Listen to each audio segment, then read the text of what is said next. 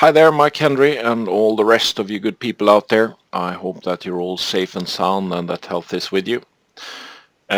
Regarding your questions on the forum, and I think you have two of them related to the same core issue here.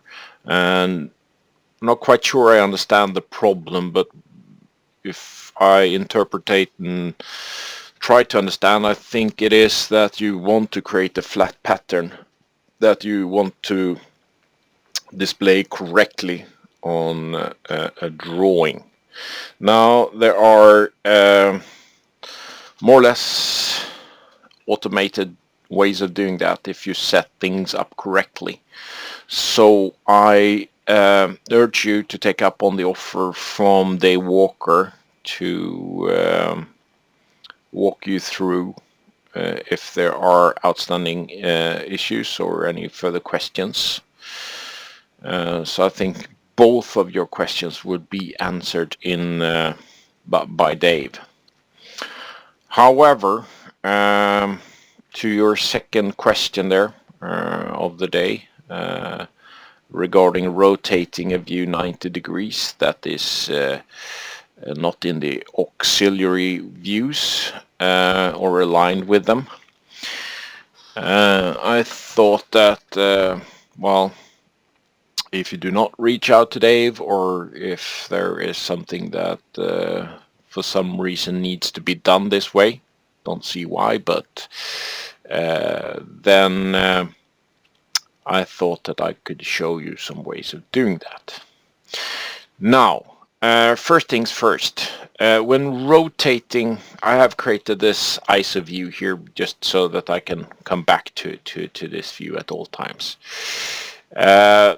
The graphical interface in NX means that you can also rotate stuff by using the mouse, not necessarily a space mouse, but just the regular mouse, and the cursor, depending on where you put it in the graphical window.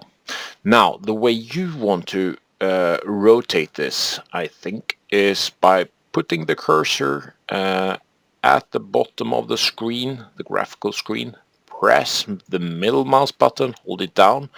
You can see that you get the rotate icon there, and it also indicates that the axis is locked. Now if you move that from left to right or right to left, it will lock and it will rotate the way you want. The only thing that it doesn't do is it does not rotate with the you cannot see how many degrees you rotate. I'm going to come back to that in a minute. Now, the same goes for the horizontal rotation, or an axis, if you imagine. If I put it to either side of the graphical window and I press the middle mouse button, and if I drag it up and down, it will rotate it along that same kind of type of locked axis. If I do the same at the top of the screen, it will just rotate around an axis pointing straight into the graphical window. So let's do that too, just to show how it works. Okay, now we know that works. So let's go back to our ISO view there, and let's bring up that rotational rotate view.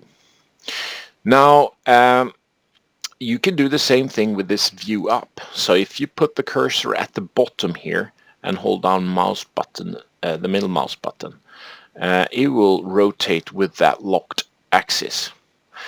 The only thing that you need to pay attention to is the drag handle and the value up here. So if you want to use this method, you need to do it with 90 degrees, and you need to manually do that. So let's press the middle mouse button and let's start rotating. So we rotate till somewhat 90 degrees, let's say there, and you have created your rotational view. That would be one way of doing it. Now you of course need to save this view in order to use it together with the drawing, for instance, if that is the purpose. Okay, so that was one way of rotating it.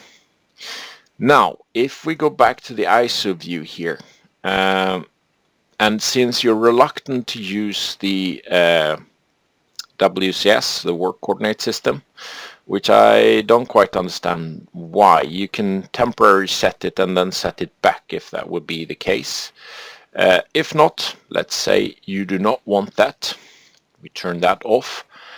You could use the datum coordinate system, for instance. So if I place a datum coordinate system in there and use the option of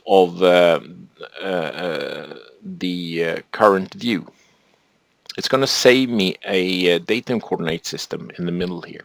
Now this could be used for the rotation as well. So if I now press to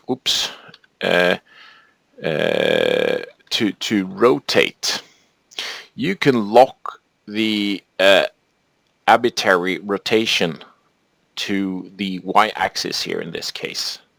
Once I lock that, I can now use, since it's set to incremental angle, I can now just press enter and it will rotate by 90 degrees increment.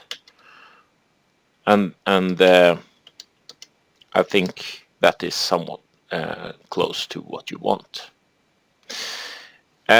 With that said, there are of course more ways of doing this, and that would be to, for instance, select one of those datum planes and use the F8 key, which will take you to align that view to the selected planar element. Could be a face, it could be a datum plane. Let's do that. Let's say I want to align with this specific plane. Now you can align it to any way you want. You can align it from this side, or you can align it from that side, or you can align it from a rotated view, let's say from that side. It will just align from your rough kind of alignment to the fine alignment to that specific plane. So let's say we have now selected that. I rotate that to, let's say, that view. I hit F8 and it's going to align that. If I turn it around roughly to, let's say, that, just to exaggerate a bit, hit F8, it will do that. Now, if I do not want that anymore, I could choose another plane, of course. Let's go with that plane. Still, you need the F8 key to align, and that will do it for you, I think. And with that said, with further more options for you to rotate here, I hope that will help you in your future endeavors. And as I said, I urge you to reach out to Dave, and he will make sure you're on the right track on your flat pattern there and how to put it on your drawing properly. And that's all I wanted to convey for tonight. So with that, I'm going to leave you, and I hope that you all stay safe and sound, and above all, that you are staying healthy. Over and out from Fred. Bye for now.